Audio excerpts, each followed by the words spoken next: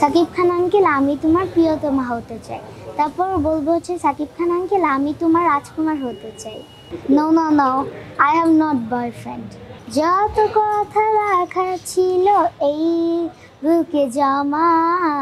প্রিয়তমা আমি মিনিমাম আমার 100 বার দেখা হয়ে গিয়েছে। সাকিব খানের যতগুলো মুভি আসবে আমি সব দেখব। সাকিব খানের মুভি আসবে এটা আমি দেখবো না, এটা কি হয়? আমি লিডার, আমি বাংলাদেশ দেখেছি, প্রিয়তমা দেখেছি, আবার অনেক মুভি দেখেছি, বীর দেখেছি। সাকিব খানের দাঁতটা ভালো লাগে, চোখটা ভালো লাগে, একদম এভরিথিং আই লাইক দিস। আমি বলবো হচ্ছে সাকিব খান আঙ্কেল আমি তোমার প্রিয়তমা হতে চাই। তারপর বলবো হচ্ছে সাকিব খান আঙ্কেল আমি তোমার রাজকুমার হতে চাই। আমি শুটিং নিয়ে ব্যস্ত আছি, আবার অনেক কিছু নিয়ে ব্যস্ত আছি। কুঞ্জসের পরে আমি অনেক নাটক, টিভিসি, ওবিসি করেছি, মুভিও করেছি। পড়ালেখার চাপ বেশি নাকি অভিনয়ের চাপ বেশি, কোনটা?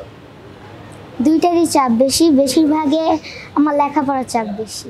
যত কথা রাখার ছিল এই বুকে জমা, তোমাকে জানিয়ে দিলাম ও প্রিয়তমা, তোমাকে জানিয়ে দিলাম ও প্রিয়তমা।